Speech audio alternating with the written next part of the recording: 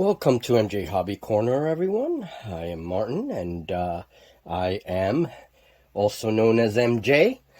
And today I want to update the channel a little bit on some of my creations for Scratch Builder Monthly November. Now, these are actually some monster creations since Halloween is around the corner already. We're already speeding into the holidays, but let's go one step at a time.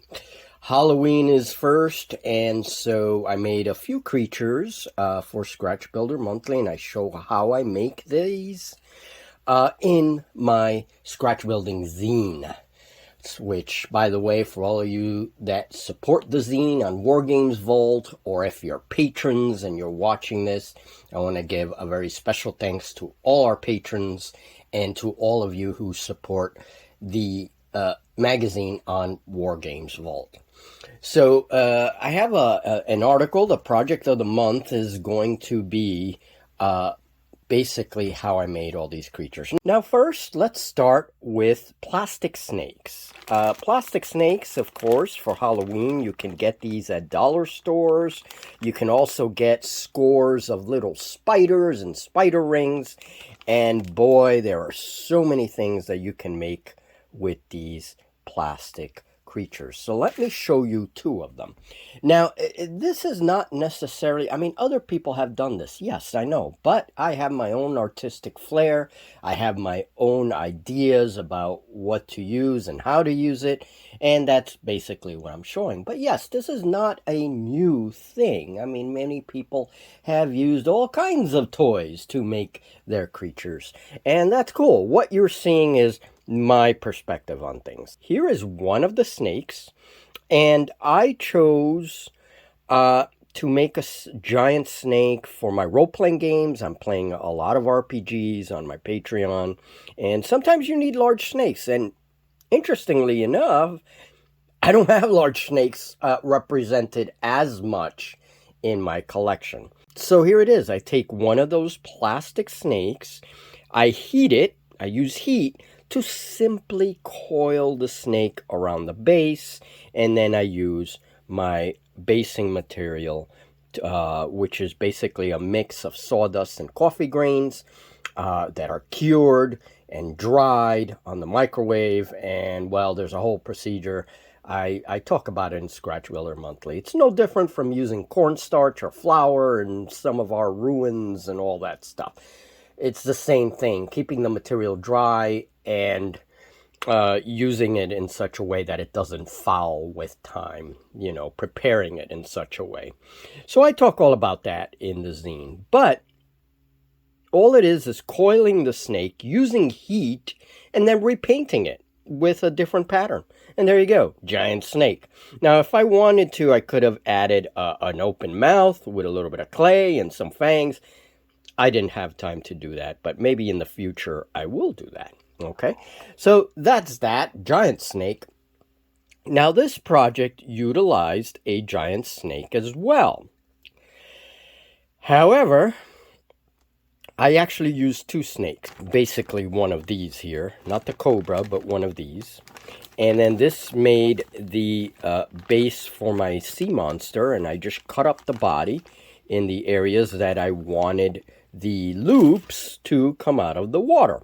I also cut the head of the snake because I added a lizard man bit that I had lying around, and that was going to be my head. I simply hot glued it, used a little bit of hot glue to stick it to the plastic there, and then a little bit of super glue after that to kind of reinforce everything. Now, these pieces you see here, these are clear plastic from something that I bought, and I saved the clear plastic. It's basically this stuff here. Okay, I save this, cut it out, and I use it for a wide variety of different things, including water effects and all that good stuff. But for making the fins of creatures, it's very good. And I made another odd fin here. Now, this fin actually came from a plastic toy marlin, and there's the marlin. I cut off the fin and used it for the dorsal fin of one of the loops. Now, what's interesting is I had to use two snakes, as I told you, and one of the snakes was actually one of these cobras. Now, I realized that if I cut one of these cobras and used one of these non-cobras, that if they matched, the loops actually matched, so that I can use them as separate halves. And this way I widened the body of the snake where I wanted it wider by simply joining the two plastic snakes. And then I used heat to make sure that they fit together. They were hot glued together. That's all I used. Now, all this stuff you see here is hot glue. And one of the things I love to do with my sea creatures is that I add fouling organisms. Things like algae in this case, you know, kelp, giant kelp, little barnacles, you know, and all that kind of stuff. It just makes the fantasy piece a little more realistic, for lack of a better term. Now, this bottom stuff right here, you'll see this in the how-to of the magazine, but this is basically a caulk, and this is an acrylic siliconized caulk that I love using. It's very inexpensive at Walmart in the hardware section, and basically you can use any siliconized caulk. And this one's very inexpensive, and I use it for creating water effects. Okay, so there you go. I have a sea monster, and here is an example ship. And there you go. We have sea monster and sailing vessel. Yay! All right. So that covers my sea creature, because I do need sea creatures, not only for my RPGs, but also for my war games. Galleys and Galleons have rules for sea creatures if I play that game. Also Uncharted Seas, which is a fantasy naval game. Here are two examples of papier-mâché creatures that use tinfoil as their skeletons. Basically, the armature's built out of tinfoil. Here is my new worm. The armature's built out of tinfoil. The actual base is also tinfoil. All of this is tinfoil down here. And the worm itself is recycled tinfoil. Now, the difference is that for the worm itself, I use a skin of paper mache. All it is toilet paper, water, and glue. Lots of glue. And that's it. It creates this awesome and very hard skin over the tinfoil, and I simply sculpt it with some sculpting tools, and that's it. I have a giant worm. These plates are made out of cardboard. Same technique that I used to cut my tin. If for those of you that saw the scorpion machine that I made, or arachnid-looking machine. It's not really a scorpion, but the machine that I made in last issue of October, I used all these tin cuts. Well, this is all cardboard. This is the cardboard version. And a little bit of hot glue here and to texture the thing. And then the teeth are made with little bits of cocktail stick that I cut, all the little sharp bits. And then I use another layer of paper mache to make the gums. Okay. And all of this you will see in Scratch Builder Monthly. This is actually dry brushed now and cured. Now, this is an older project. This is about 3 years old. This is a paper mache angler fish for the game Deep Wars. And this has a tinfoil skeleton, and then the paper mache is used as skin, and I sculpt it, and I give it some detail, and all of that good stuff. And I decided to finish this off. And now this was actually a plastic piece that someone 3D printed for me, these crystals. And then I put it on a cardboard base, my little coffee mix there, coffee grain mix.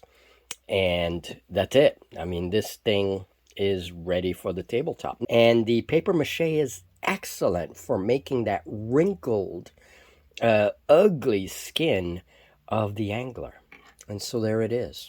4 monsters, a variety of different materials. Some are recycled tinfoil with paper mache, which is super cheap to make. And there's a variety of pastes that you can make and recipes and things. It's a little messy. I will say that. But it is very, very low budget. So this is my new airship, and things are drying up a little bit. It still has a little bit of detail that is drying up, and yes, it does look like a ship, but not exactly. It has a lot of extra details and different things here. I have to add the propellers to the back, and while the bow of the ship is still very ship-like, and let me tell you, I don't really like the whole idea of the flying ship. I'm kind of opposed to it, but I decided for this figure, I was going to stick to some aspects of that build.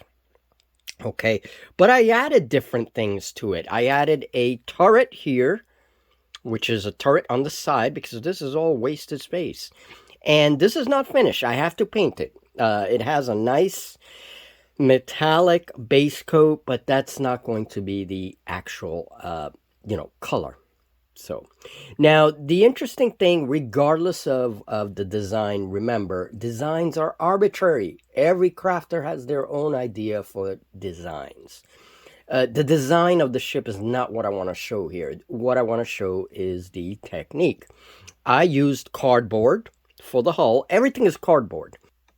I also used this cardboard here, which was from a variety of standees for the game Starfinder. And I saved this cardboard because it's nice and strong. And I use a method called layering. I call it layering because all it is, well, basically, you're sandwiching simple shapes, rectangles, squares, circles, whatever you want. You're sandwiching them together to create some kind of superstructure when designing starships or Navy ships or whatever. Layering is a technique that I've used for many different things, and it works here as well. Now, this airship is based on the same technique that I'm using to build my current starships. So you've probably seen a lot of starships being built, especially last year. I built a lot of ships for the game Void Admiral. And this is no different, except now we have some kind of airship that we can use for a variety of games that I would like to play later. We have sequins here for the turrets. We have brass paper clips for the turrets. And just a variety of little materials here and there. And I do have to make the propellers. And there we go. We have a battleship. We have a flying battleship. I'm going to make the rest of the fleet, which is 2 cruisers and 3 gunships. I don't like calling them gunboats. I'm going to call them gunships, but many games call them gunboats. And I'm also going to change the shapes a little bit so that they're not so ship-like. Either way, it's a style, and I don't hate it at all. I think I've given it enough change to kind of, make it its own thing, but we'll see. I'm going to experiment with more kinds of these airships, if you will. All right, folks. Well, that's all I wanted to do is give you guys a little update. I was just at the big studio. That's why I'm still wearing my jacket, and it's going to be closing. It's way too cold out there to do any kind of prolonged work, and so I think the big studio for the season is going to close very soon. So I will probably have another video update from the big studio as I am cleaning things up and closing it down for the winter. And this will be a new home for the winter. Now, I have a game of Dragon Vein prepared here for Julie and myself later. We will probably start filming this one shot. That's going to go on my Patreon. However, I do have some RPG material that'll also come on the channel for people that may be interested. And we have a new campaign that Julie's helping me with. Fantastic Battles by Nick Wright. My patrons voted on that game. That was the winner. And you guys will probably see a good portion of that campaign here on the channel as well. So a lot of work. There's a lot of behind-the-scenes stuff going on. We're painting miniatures. Julie's helping me make magnetic trays for the units. I have a bunch of them done. We have a few miniatures that I have to paint. And we're working on scenarios and everything else. More information on that later. And now I have to get ready for Dragonbane. I have to look over the adventure a little bit and make sure I know what's going on for Julie. If you want to help support the channel, all the work I do here, all these scratch builds, all the shenanigans that go on in the studio, definitely check out our Patreon. There are 3 tiers for different interests. All right. And I will be announcing very soon, Scratch Builder Monthly is going to undergo a change. I'll be announcing that very soon for those of you that support the magazine and have been supporting the magazine for a while. So thank you very much to all of you. And I hope that you guys have a wonderful day. Enjoy your hobby. More importantly, enjoy your hobby. Whatever you do, if you're a role player or if you're a war gamer, enjoy your hobby. All right? Have a great one. And I'll see you in the next video, guys. Take care. And happy fall!